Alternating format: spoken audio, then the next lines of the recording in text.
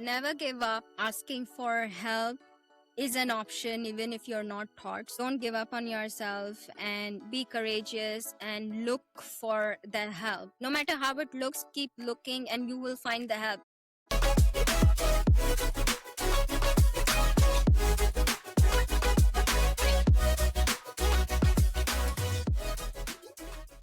Hello and welcome back to another episode of Everyday Conversations, and I'm your host, Amin Mombani. If you haven't subscribed yet, go and do that. New episodes every week. My guest today is an incredible voice in the entrepreneurial space and the creator of the concept Silent Emotional Crisis. Today we are exploring the intersection of emotional patterns and entrepreneur success and how understanding that intersection can reshape the way entrepreneurs lead, grow, and actually experience the success. Let's welcome her to the show. So, Rohne, welcome to Everyday Conversation. Thank you, Amin. Thank you so much for having me. It's a pleasure to be here and share this space and having this conversation with you right now. How are you, Rohne? How are you doing today? It's start of the week, and how's the weather treating you?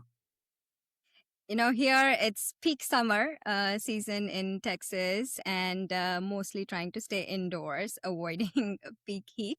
So, but it's another beautiful day here and completely enjoying every other day to the fullest. I heard that in Dallas because I have relatives in Dallas, so they told it's very hot right now there. This year, it's been a little intense. It's all right. It is Texas, so nothing is too off the radar. Okay, so you built a career in banking and technology. You moved across the world, hit milestones you would have once dreamed of. What did that version of success actually felt like? Wow. Yeah. After I moved to US, my career was in global banking, with huge banks like Wells Fargo, Barclays, and it was just amazing. I had never thought about it. Most of my life in US, I had never thought anything much about how it would pan out. But it's just, if we want to look at external success, it was beyond what I even, I've never, I never imagined it, but it was like the best, especially my longest, time in one of the global banks. The culture was so good, people were so good. So it was really a joy going to work every day and especially, doing the work I was doing as well. So it was absolutely fantastic. And living in US itself, I used to do a lot of solo traveling also. So that was amazing because we have such distinct landscapes, it's very diverse. So got to experience all that and continue to experience that. That's pretty good. I have been experienced that in US. I went to Mhm. Memphis by Oh, road from okay. Dallas. From Dallas to Memphis, a 7 hour journey. So Yeah. I loved the scenic view, the farms, the farmhouses near Arkansas. Yeah. So I really loved that the view on the road drive, and I was like, it's amazing. It's amazing. Yeah, I mean driving here is the best. Like for me, I think driving tops number one for me here. Like I really feel like I'm so free and it's actually a pleasure, to just go out and drive here. It's really good. Yeah, I mean road trips are, you have to just experience a few and you just fall in love with, and especially if you have great company, you just have fun driving those long stretches because you get to experience the local culture. You have that opportunity as well. So it's really fun. Road trips are really fun here. So, Ron, you described that feeling disconnected, exhausted, empty, broke, even while everything on paper looked it was working. So, when Hmm. did you first notice that gap? So the thing is, yeah, on the outside, things are happening, things are looking, feeling great. There is a certain fulfillment when your career is going very well and you are like experiencing a new country and success and people are appreciating you. It's a different level of experience and it's a different kind of experience from what I had previously experienced. So it was really nice. The emotional challenges particularly came in my personal life, with my family, with my relationships. So it was really contrasting experience. So outside, it was good. And when I would be at work, I would try to disconnect and really, enjoy that, because once you get home, I had to, like, there was nowhere to run. I had to face the things I was dealing with emotionally. I had a lot of difficult chapters, probably from my late teens. It started, and now I'm talking about it in retrospect, so I definitely see it in a different point of view. So very difficult chapters even as a young adult, and then you carry them on, and there are peaks, right? There are peaks and dips.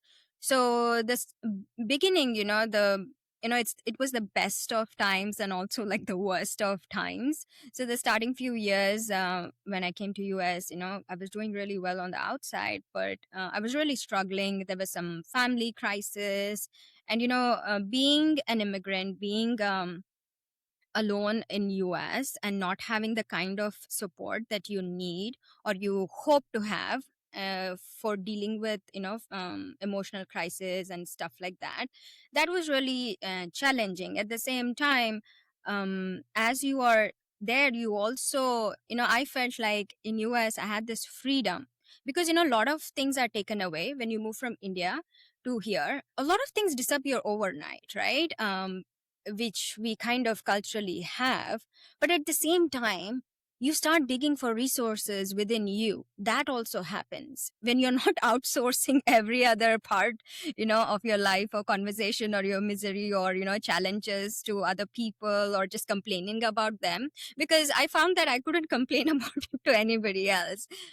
So you have to start mining within. Like, you go to a place, I wouldn't say voluntarily, but involuntarily, you're put in a corner and you just have to kind of like start, um, like, because, being an engineer and just working in the tech space and very analytical kind of thought process.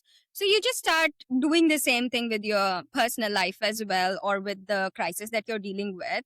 So you get very practical. Okay, I have to survive, I can't keep going like this, you have to trash the situation. So you have to kind of, you become resilient very quick, especially when there are difficult chapters. It's again up to the person how, what things they're reaching out to for comfort, or for how do I face these challenges, how do I end, like, if you're in a very like survival mode, I would say that you would only want to deal with the basics. You don't want anything extra. So then I had like this baseline where I was like, this is all I can deal with in the emotional state I am. So you start eliminating a lot of things. So that happened very quickly for me in the initial years. I was here, which was like, I don't know, 18 years ago. So that kind of, helped me quite a bit at that time, becoming a stronger individual, becoming resilient, and digging and mining my inner resources. Though not so consciously at that point, but just trying my best to survive and make it through.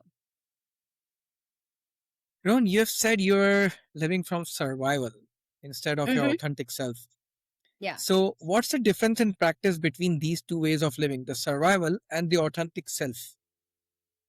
Yeah. So this is what I coined this term called a silent emotional crisis. And it didn't happen overnight. It's like it took me decades to kind of put this thing together. And basically, silent emotional crisis is that gap that we start experiencing between our authentic self and the self or the personality that we create to survive, to succeed, to be safe in some environment, or to belong in a community, even your own family sometimes, all these things. And pretty much it starts happening in childhood. And then what happens is there is like a disconnect, there is like a gap, and it starts widening over a period of time. So it's like experiencing a split, and then the gap starts widening. And this gap is what I call like silent emotional crisis, because the more it widens, again, everybody is unique, right? We have to look at circumstances. How was their childhood? What are the difficult chapters in their life, experiences that they faced? So as this gap widens, a lot of people perform very well as well. Like, somebody like me, and I was in high performing environments for decades. So I saw this pattern very consistent. And again, with entrepreneurs, last decade, I've spent time coaching entrepreneurs. And I would like to say a lot of entrepreneurs take their trauma and create businesses in a lot of cases. So again, where is this coming from? Why am I calling it a trauma? Or, it's the survival. It's like, how do I survive the situation? So either people funnel it to like ambition, external success, money, right? Or, oh, I'll go find somebody and that person will make me happy, relationships, or I'll go create this business. They'll try to distract themselves by doing something, and that is gratifying, that gives us that external happiness, but only to a certain point. So survival, the reason I call it survival is because you are developing this mechanism, and but on the inside it's very painful. You are like suffering, you're in pain, you're probably like very disconnected with who you really are. You're that child, that little child who never got to be who he was, and then you have developed all these external mechanisms, and you kind of get caught up in it, and you don't know how to like go back. And sometimes when the gap widens, there are breaking points too, right? Like some people can lead their whole life doing this and still make it out. They'll say, yeah, I had a good life from the outside. But again, it depends on how severe some of their life challenges were. And sometimes people don't make it. They reach a breaking point where this gap is so wide, there is no coming back, and they take extreme decisions. Like I myself, when after like when I was at the age of 33, after about a few good successful externally successful years, it was so painful for me. I didn't care how much money I had. I was actually doing very well externally, as I said, but I was at a point, that was my rock bottom. I was like, you know what, I'm done. I want an exit. I planned my own like death. Like I was like, I'm taking myself out. I'm going to, kill myself. That was like, as logically I'm talking to you, it was just like that. Like I'm done.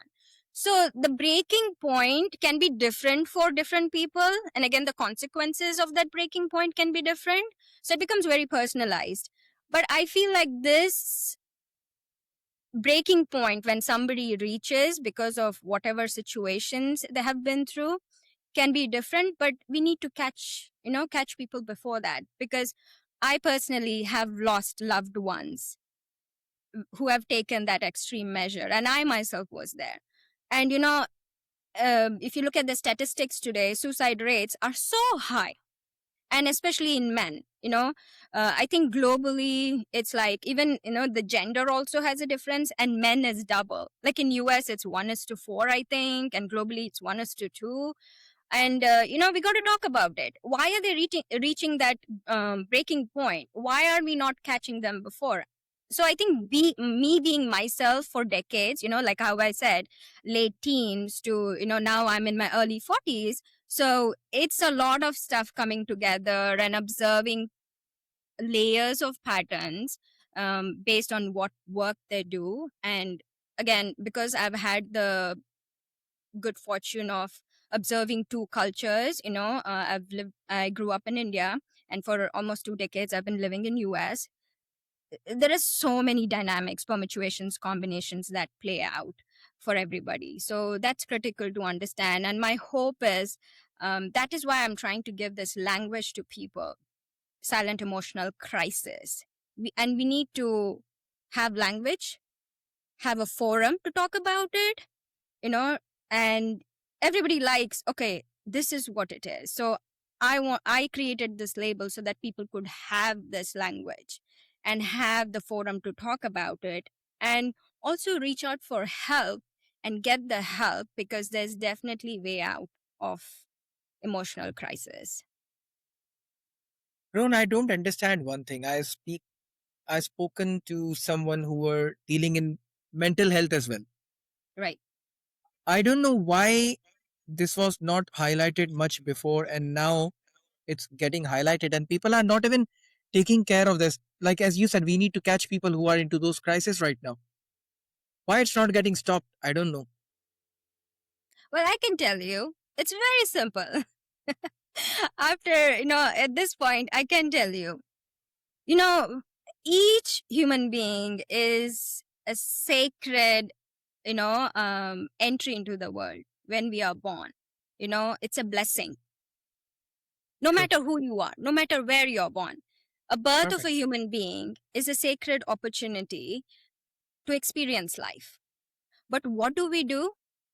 Depending on where we are, within like half an hour or probably an hour, we get so many labels, right?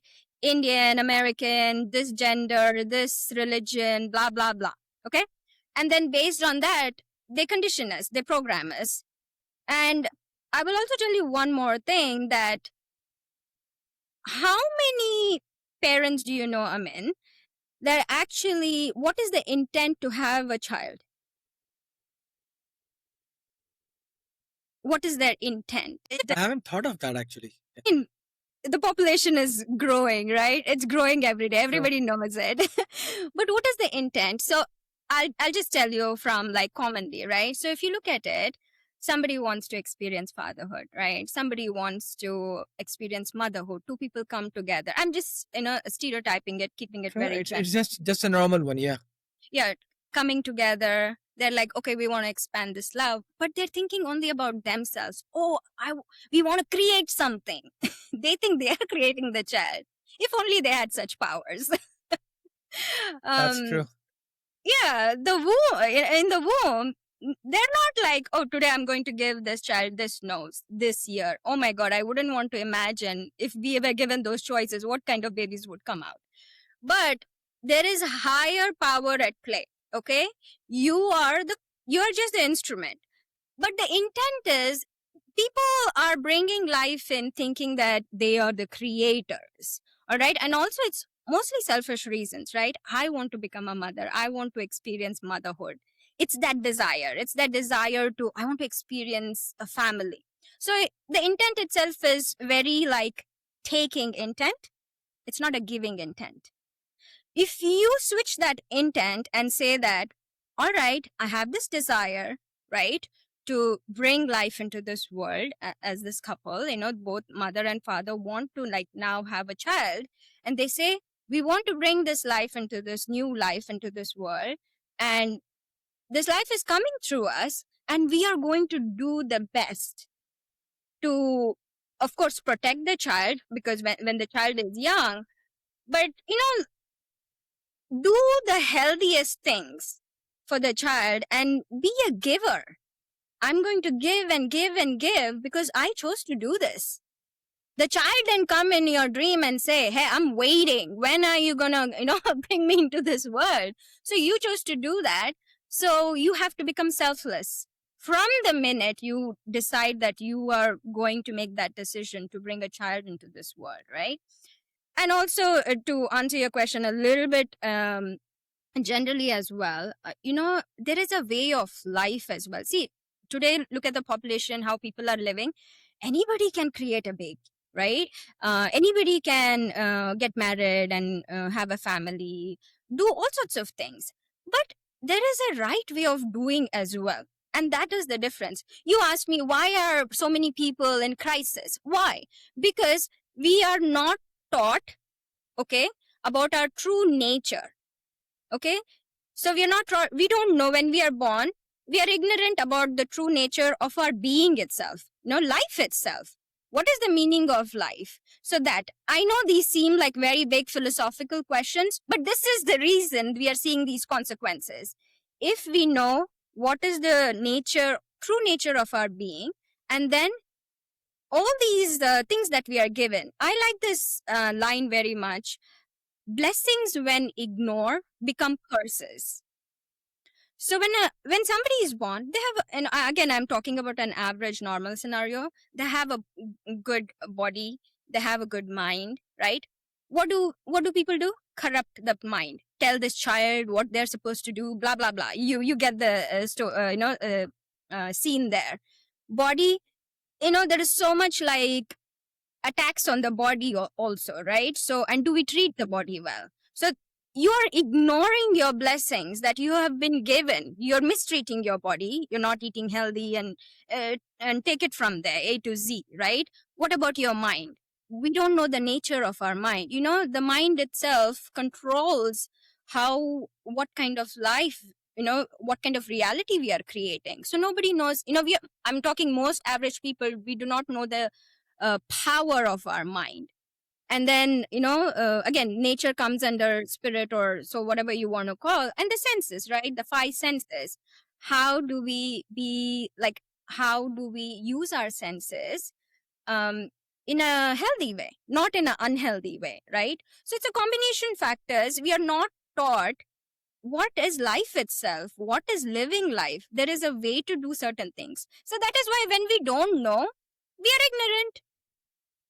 We grow up, we do whatever. TV ads are basically manipulating us, or our Social parents media. are telling do this, so we just blindly do it.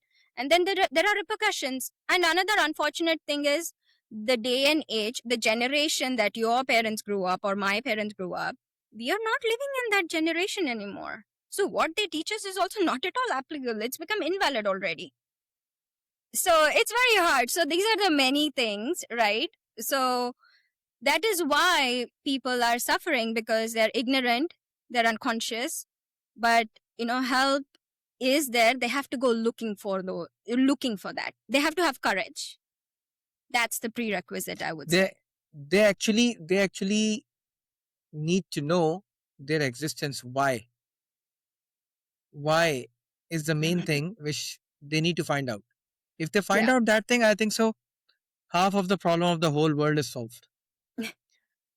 Rohne, I go back to your previous reply. You have shared that you reached one of the darkest points of your life. Yeah. A point where you didn't see a way forward. So, what helped you begin moving forward from that point? You can share as much as you are comfortable sharing.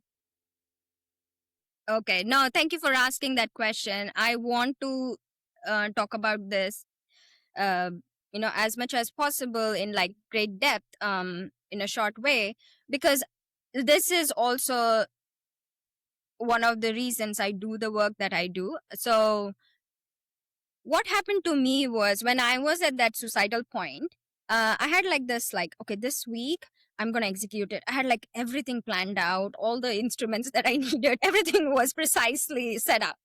I was waiting. There is a moment, and I had tried to do this even in my teenage years. Not in as serious I was at this time, but I was waiting. You have to wait for a moment. So I was waiting. So what happened was, strangely, as I said, I was like very, very depressed, very dark place, very isolated, separated from everything, for years almost.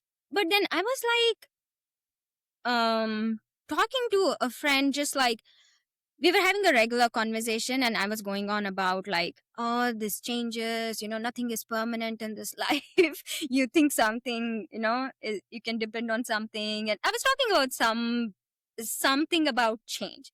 And this other person, my friend, he got bored of it. He just said, don't talk to me about all the spiritual stuff. I don't want to hear it. And that word triggered something, because that word spiritual didn't exist in my dictionary, in my life at all, Amin. And growing up in India, ritualistically, I would say, I wouldn't say in a true way I grew up as a Hindu or I was taught anything. Did the rituals, celebrate the festivals, eat the food, that's pretty much the extent of my religion that I knew. And when I'd moved to US, I was struggling as well. And I just kind of, happened to, I was a very secular person even in India. I didn't have any prejudices against any religion. My childhood growing up, was very secular. I went to Kendriya Vidyalaya schools, which are very secular. So one of my friend is Christian. One is, we are going to Gurudwara to do langar. It's all mixed up. I see myself just, as an Indian mostly, because of that kind of schooling that I had. So coming here, I kind of, as I was saying, I had some family crisis going on, and it was very difficult. I started going to like Bible studies because one of my friend was going, and she invited me, and even back home, one of our family friends who was a Christian was helping my mother out. So I just wanted solace. I wanted, prayers. I wanted to go pray about my, it helps when you're doing, and also it was very nice because other people also would pray for you. So anyway, long story short about my religious adventures, I kind of, became a Christian because I wanted to be like them. They were so compassionate. I had never met such kind people. So, but nothing was helping. And the reason I did it was to kind of like help. I was looking for solutions and I would do anything. Like even during that time, I went to like these pranic healing classes in India. I had this teacher, but nothing was working. I was just looking for solutions, and if somebody told me anything, I would go do it. I had no like filters or any conditions. If you say this thing works, I'll pray. If you say this thing works, I'll do this. So anyway, coming back to the phone conversation, I know religion. Okay, I've experimented, I've done things. Spiritual, nah. This word, I was like, why is he talking like this? What is even spirituality? I didn't know, but that triggered something in me. And then the call ended because this person got tired of hearing me blab about some impermanence in the world, and he was not interested in talking, and he hung up on me. And I was like very curious. I'm a very curious person in general. If some word doesn't, if I don't understand, I like looking it up. So I looked it up. I was like, what does this mean? What does this word spiritual mean? And then, I was, going to my best friend Google and looking up some stuff. And something started triggering. That search, that Google search triggered something. What happened was I had physical sensations, bodily sensations, where I had like itching all over my body starting from here. I was like, I suddenly started getting very itchy. I started scratching myself, and it's very vivid. That whole experience for me, whenever I recall it, is very vivid. I'll keep it short. It was like almost like shedding of a skin. When you see a snake's, the skin that a snake has shed, it was almost like that. I felt like I was peeling off a skin. And I was like itching because of that. I felt like that. So it was very weird. And you have to understand my emotional state because of where I was, very dark, right? I was like, okay. And I was very like in a very extreme dark emotional state. This physical sensation started. I got a little bit like, okay, what's happening to me? I want to see myself in the mirror. So I'd run to the bathroom and I'm like itching and looking at myself in the mirror. And then what happens is there, I don't know what happens, but something happens. There is this voice that I now understand is the voice of your mind, right? This is your this is a common thing that we hear. Oh, there's the devil's voice and there is the angel's voice. Everybody knows kind of this, but I didn't correlate it that much. But the voice that was helping me execute my decision was very critical, demeaning of me. That strong voice, I could hear it 24/7, and that is the voice that was helping me execute, kill myself also. Like, oh, are we ready? Have you got all the things that we need? So there is that voice, and there are also these very faint whispers of your heart. It's coming from a place deep inside you. Call it your heart. I mean, depends on your vocabulary, I guess. I called it my heart. There is whispers which says that, don't worry, it's okay. You're it's okay, everybody makes mistakes, you made a mistake. So the mistake that had let me actually cover that. I had layers of emotional crisis from my family side in India. I personally was in a casual relationship at the point. I had divorced and all of that. After a year or something, I was in a casual relationship, and then unexpectedly I had gotten pregnant. And of course, this person walks away, and then I'm stuck in this making the decision myself.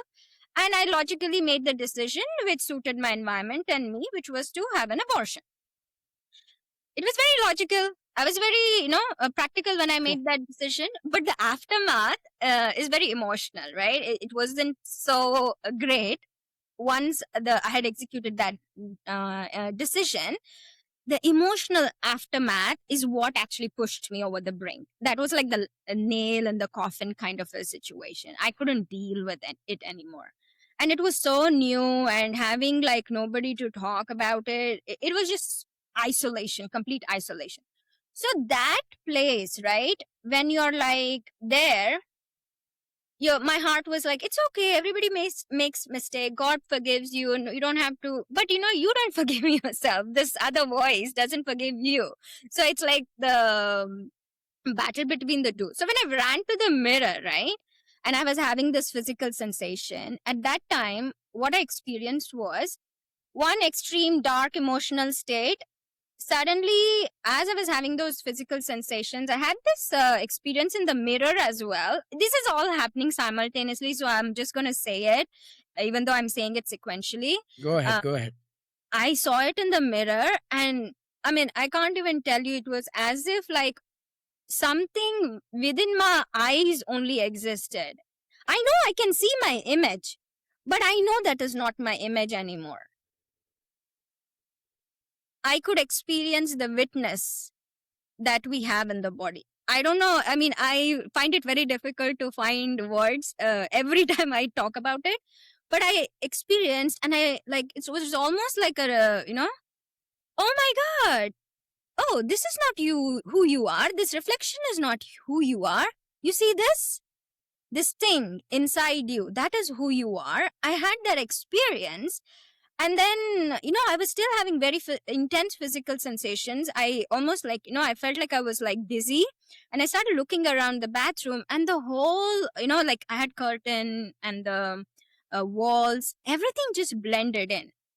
Like there was this like waves of energy, particles, shimmering light kind of stuff. So it was like very confusing for me. And then, the itching continued, and the last thing that happened simultaneously was this overflowing sense of joy and unconditional love.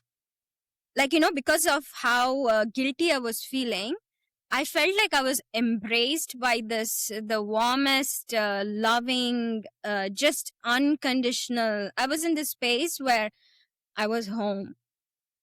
And I won't say it felt like something, because I have never felt like that in my physical body. So I will not, diminish that. So it was something beyond I had ever experienced. And then I got very scared, because all of this is happening simultaneously. I got very scared because, I was living alone. I was like, oh my God, I'm having a psychotic break, I think. I need to call 911. Like, I was scared. So what happened was, I wanted to call 911, but I was like, you know what? I'll call a colleague of mine before I call 911, see if she can help me with some resources. I said, do you know anybody? She's like, no, I don't know anybody. So I was like, okay, fine. But I was like, you know what? I mean, calling 911 at that point was a big deal, because people, you'll get admitted, So I was like, you know what?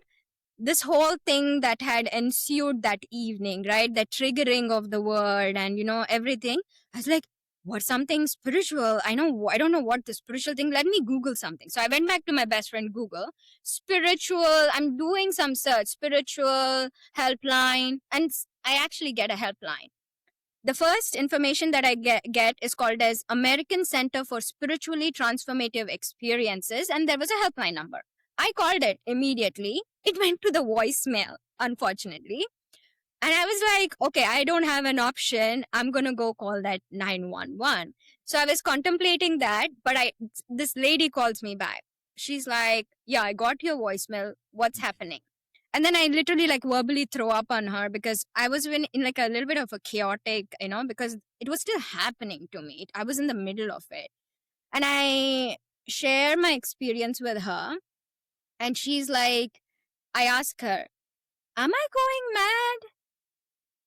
And she's like, no, sweetie, you're having a spiritual awakening. And then she just guides me and tells me how to take care of myself for the next few days, or just and then she asks me about my situation, and she quickly discovers that, okay, this girl is on her own, let me keep an eye on her. So she says she'll call in and check in on me every other week or so. She did that for 6 months. And today, it's been a decade since that night. Today I know that if there are 8 billion people in the world today, that there are 8 billion paths, ways to awakening, and to the to coming home, to feeling that, to coming to that space. And I've met a lot of people who have had very traumatic, or some people have had, oh, I was reading a book and I woke up, like that kind of. I've met people who, for whom it's been that simple. But for me, no matter what my journey was to that moment, in that moment I was in a pretty elevated, emotionally high state. I was in the other extreme of the dark state I was in a matter of a few minutes. That is what scared me the most. How? Because in my mind I was like, nothing changed. How am I in this high state? Why am I feeling happiness? Why am I feeling this whatever I'm feeling? But I could feel that it was very loving, energy. So then that is why, I if I had to use one word for my story, it will always be unconditional love, because it was experience of that unconditional love for me in that moment. And then, yeah, that split second, I call it grace also, by God's grace. The illusion ended, and I woke up. I was able to, I realized my true nature. And then, because I was in such a high state emotionally, I stayed in that state for almost like a year and a half, like very like, I'm like, levitating almost, feeling wise. It was great. And then, integration, you just, you start doing things, and you balance it out. But yeah, it's been 10 years. Sometimes I would wonder, oh, will it go away? It hasn't gone yet. So I think I've crystallized it a little bit. So, spiritual awakening. And again, there are many other labels. I mean, last decade, every time I read about, I'll pick up a book, and some sort of spiritual book, in any religion you go, right? I don't cater to those labels too much, because it can get very heady.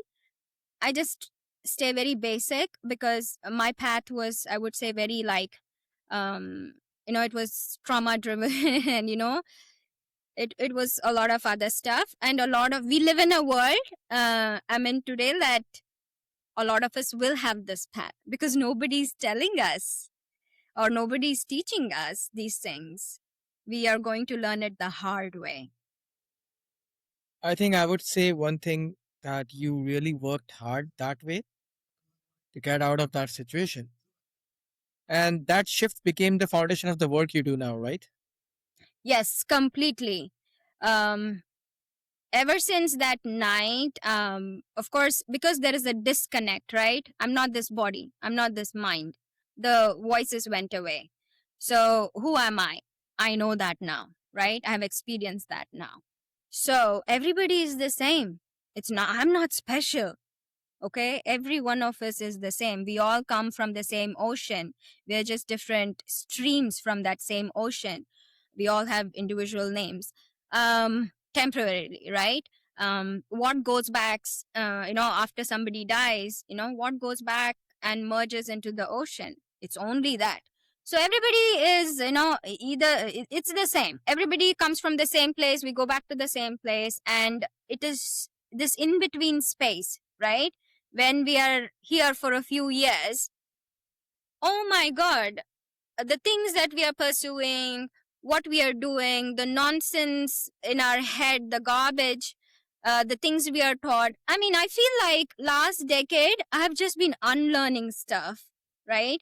Because by first 7 years, I mean, we are programmed, all of us, by our parents, our environment, culture, religion, blah blah blah, whatever. So the first 7 years of programming that happens for any child, if they don't consciously unlearn and install, healthy programs and apps and everything, just like on a phone, it's basically like using somebody else's phone and you're wondering, why is this phone not working the way I want it to work?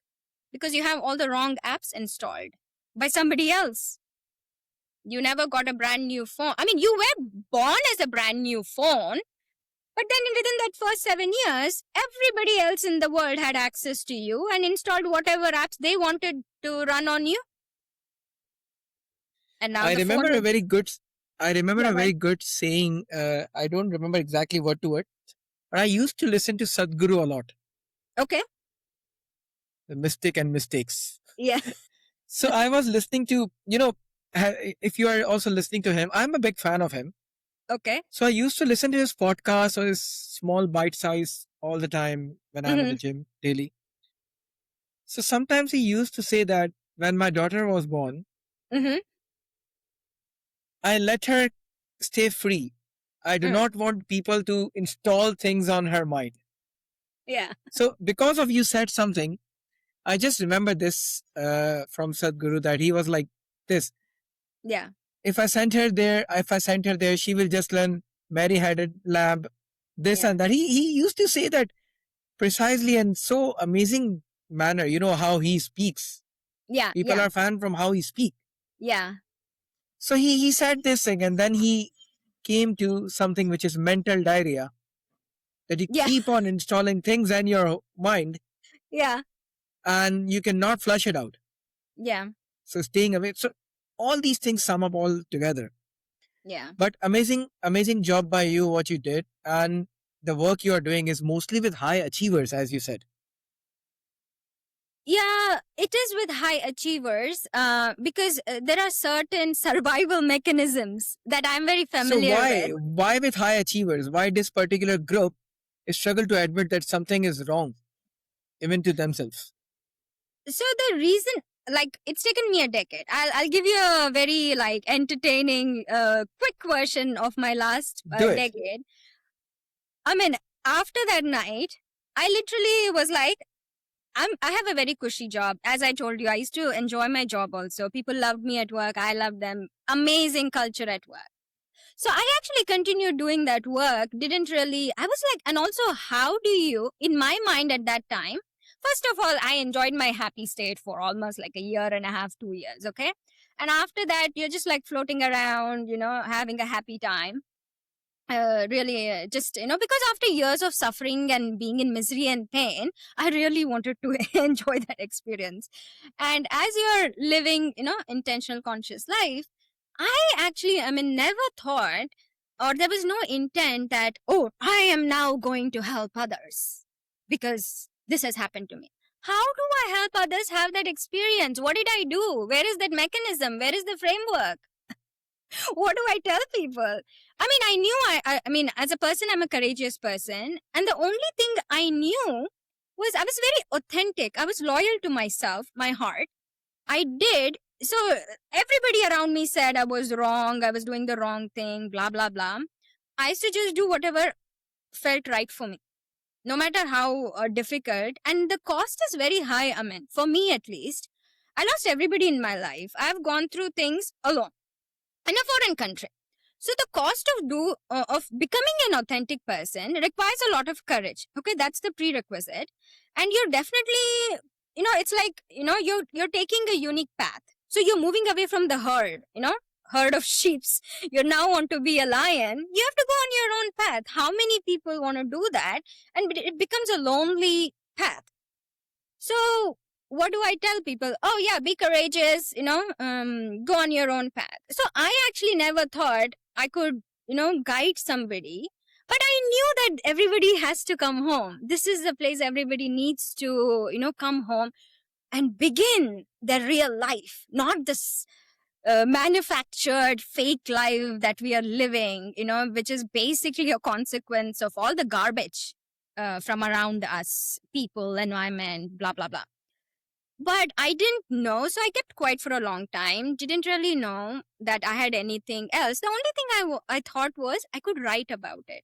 Okay, and I was a bookworm. Growing up, I didn't have any role models as people. But so libraries and books were my role models. So I thought, you know what? The only thing I'm going to do is write about it. Some girl sitting in some corner of the world crying over her miserable life is going to read this book, and my life, will be like so worthwhile just because I wrote this book. It'll be my contribution by writing that book.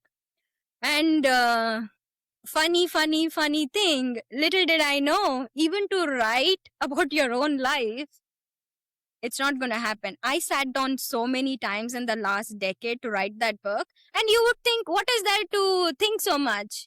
You lived a life, write about it, right? That's what an autobiography or a memoir is. You don't have to invent stuff. You don't have to imagine stuff. You're not creating a story. You're just writing the past. Didn't happen for 9 years. So that is what happened. I had to wait for 9 years.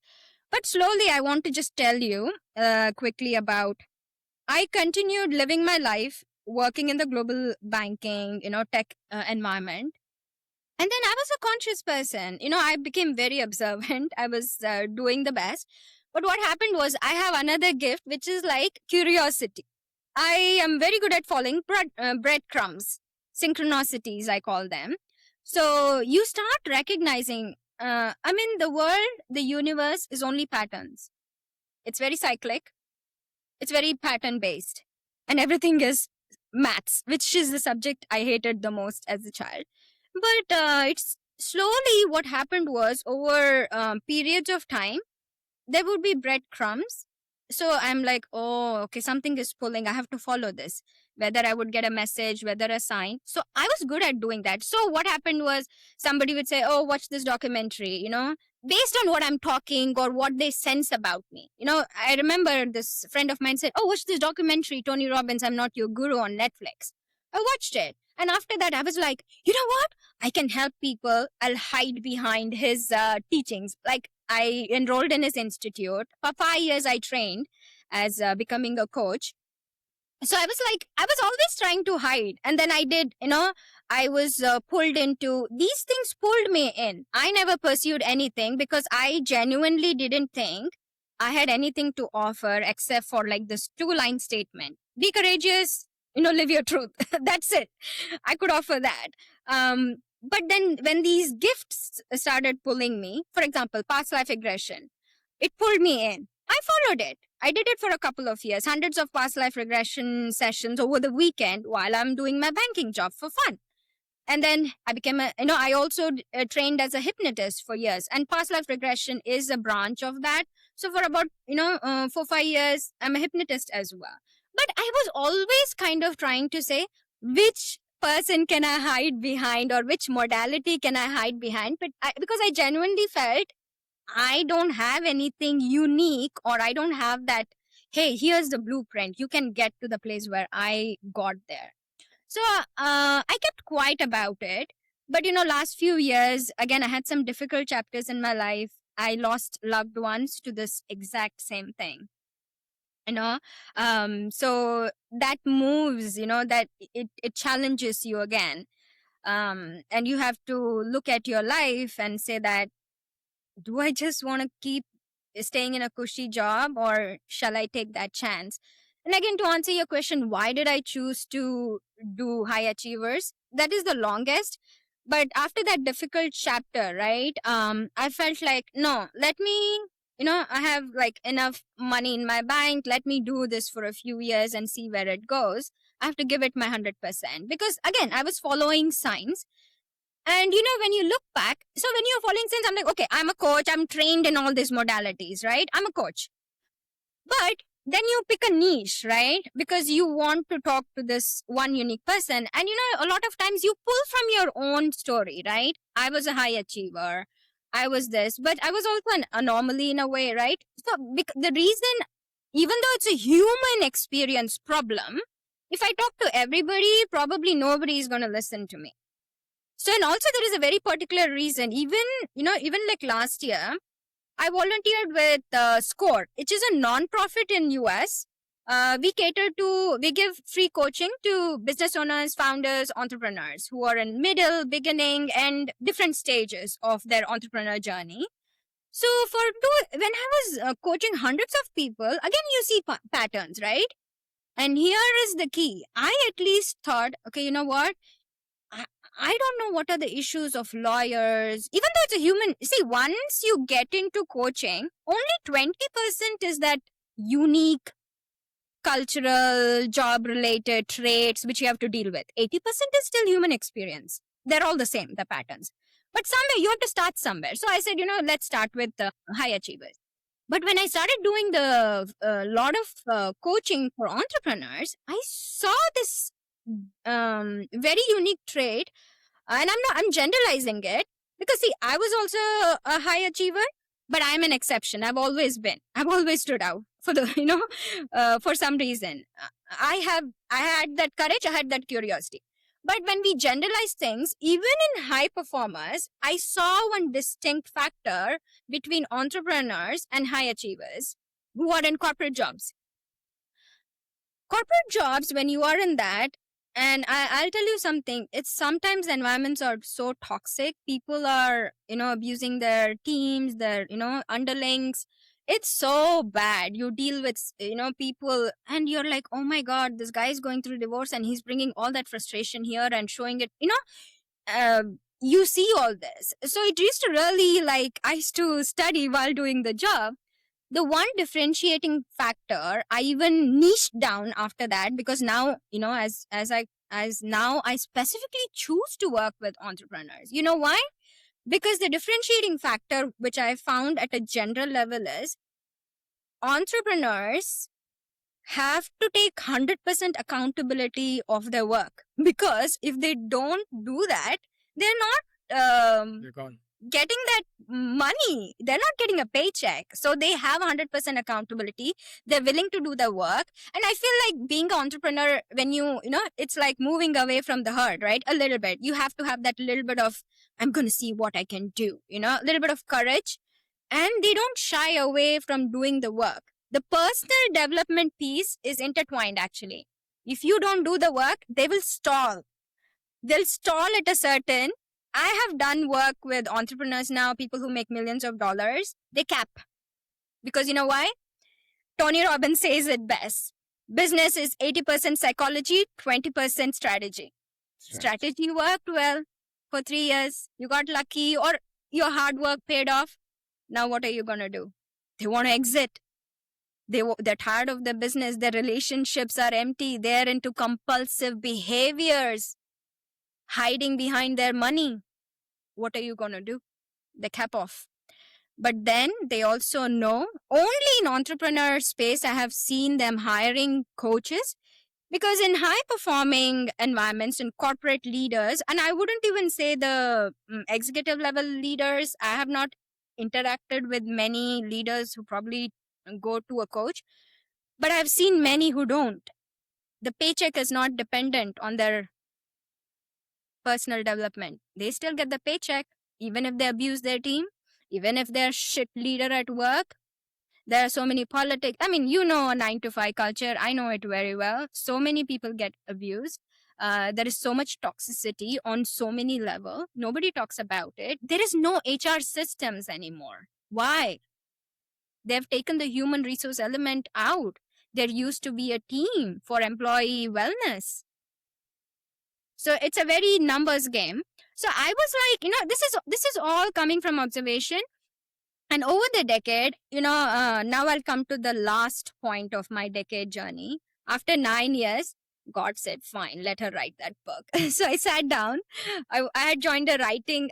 The attempt was never gone. I would have tried at least once or twice a year. Let's see if I can write this book. So last year, surprisingly, I joined this book thinking, even if I write 2 pages, I would have moved the needle a little bit. Let's see. But surprise, 9 years. And again, there are, 9 is a completion. You know how we have 9 months in the womb for a child? True. I feel like I was reborn that night in 2016. 9 years later, Amin, I was given the opportunity to bring forth the book into the world. 3 months, I had the first draft ready. And then it took me a little bit more time to, because I was self-publishing the book. And then a few months ago, the book realized from rock bottom to Unconditional Love came out. So that's my 33 years of journey to that night's experience. And then as I was writing it, finally, I always thought, I was struggling. What is my niche? What is my unique thing? I was also, the universe was like, don't worry about it. This silent emotional crisis also surfaced while I was writing the book. I mean, I'm just saying, but the universe gave it to me. I didn't create it like logically or say that, okay, this is the thing. Finally, when I was given that term, I mean, it's like all the pieces fell into place. I'm like, nobody else, at least the way I can talk about it to my clients, right? I'm not telling the whole world. Nobody can do a better job because I know this. I've lost people. I was there.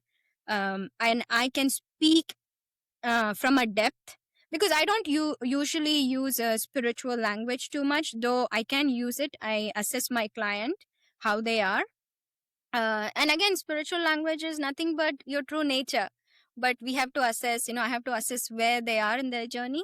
So I try to use regular normal language, to go to take them deeper, and then there are different factors, and then that is why I kind of also landed on that term. I'm hoping that I come out with a book just on silent emotional crisis in the next year or so.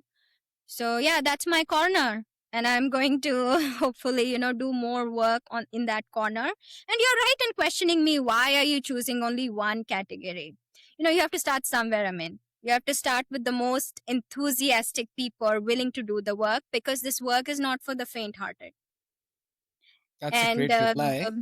sorry? Uh, That's a great reply. Yeah, you have to start somewhere, and then as my work grows, people will find the work will find people who need it.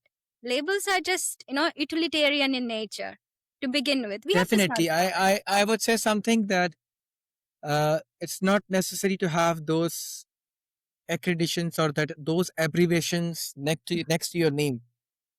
I I I think so. don't. The person who has gone through Yeah, all these things yeah, can handle these kind of people better than any psychiatrist or better than any certified person. A yeah, quick one, yeah. a quick one. What does coming home to who you already are actually involve? Is there any first step for someone who is hearing this today? Okay, yes. See, let me start from the phrase that you have given me, right? Coming home.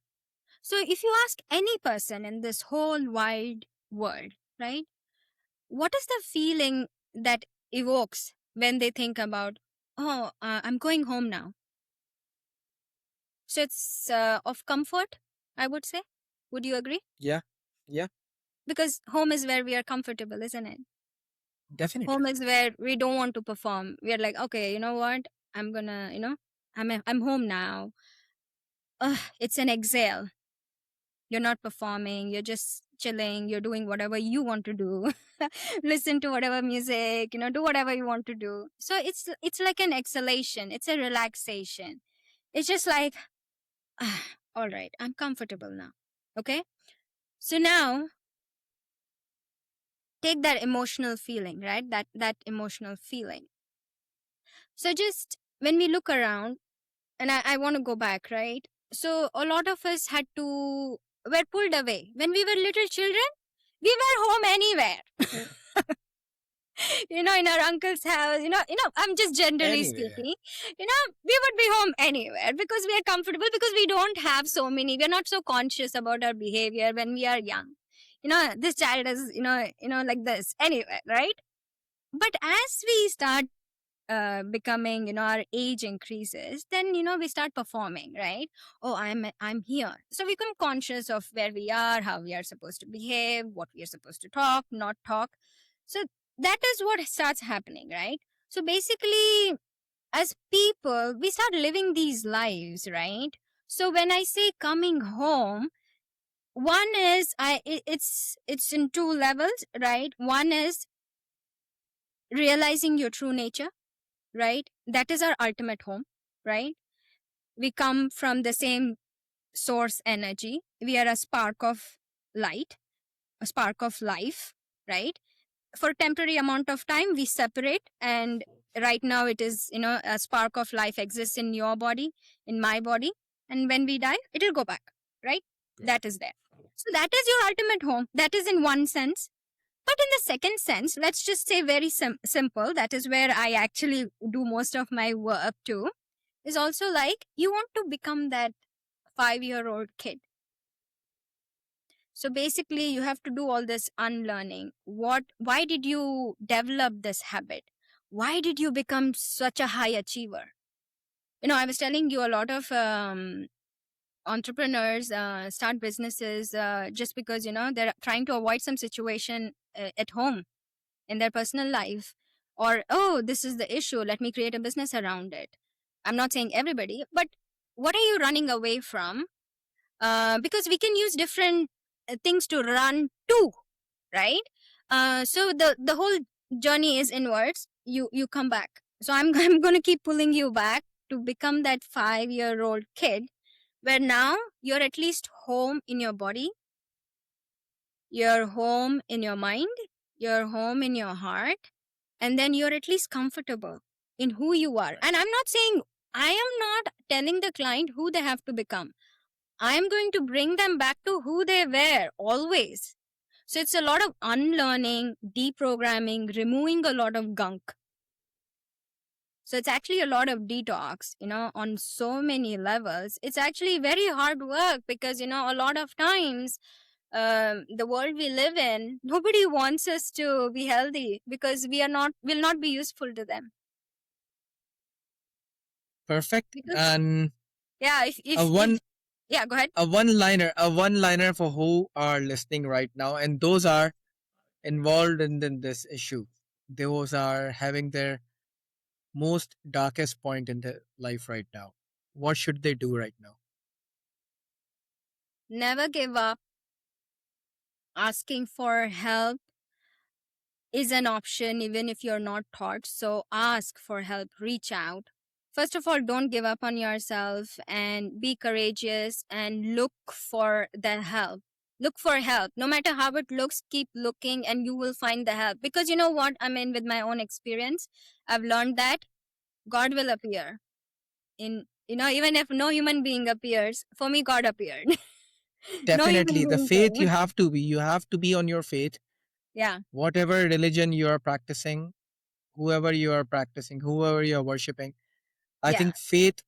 If you have your faith, nothing gonna happen to you. Universe will show you the signs. You have to accept. You have to find out those signs. You have to learn how to reach out, and I think that that's the best thing. Apart from all these, your work, your silent emotional crisis, uh, the darkest point, the weakest point, cut off all these things.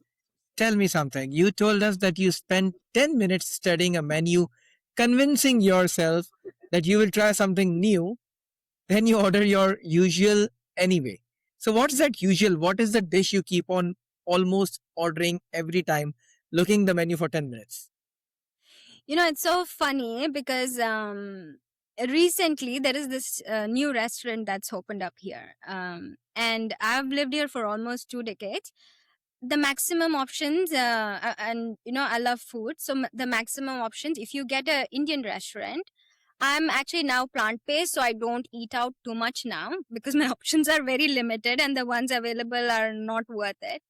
But once in a while, you'll find a restaurant that's good. And recently there is a restaurant that's opened up. And in US, if you're like, oh, if you get an Indian restaurant, depending on again where you are, the proximity, you're very happy in general. But recently, the restaurant that opened up, I grew up in Bangalore, South India. There is a restaurant that's opened up called as Bangalore Tiffin Rooms. I was so excited. I went there. They have a wonderful menu, so many items. And I studied it, as I told, I studied it for a good 15 minutes. And I knew that the only thing I'm going to keep reordering this item here again and again is the masala dosa, the Bangalore special masala dosa, you know. Wow. So it's just, I do that with almost all of my favorite, even if I have my favorite Chinese restaurant, I try my best. I'll be like, no, this time I'm going to try something else. But there's something that, I just keep coming back to my favorite item on the menu. Rohne, where can people find your work, your book, and what is coming next? My book is out on Amazon. It's called as Realized from Rock Bottom to Unconditional Love. And apart from that, I also have a website for the book. There are a lot of free resources that I give. There is like Realized quiz, there is a reflection guide, there is also a mini course. The website's name is realizedbook.com. The mini course is called as End the War Within. It's an amazing mini course, like the resources which can help you move the needle a little bit, definitely. So I've put a lot of good content in there, so they can find some great resources on the book website. And the other website that I have, which I'm recently created also, is rohnofficial.com. This is for my coaching programs. So I'm changing my business model a little bit. So I will be launching programs, group coaching, models, and also one-on-one, which is like very personalized. So all the way from general coaching, right?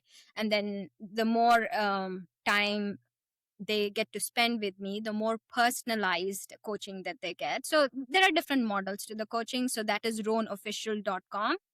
So yeah, those are the resources. And of course, I'm trying to be consistent on social media. A YouTube channel will be launching soon, where I will again be putting out a lot of content there as well.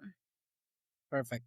So Rohn's whole message comes down to this: that reach out and ask for help. There's nothing wrong with you.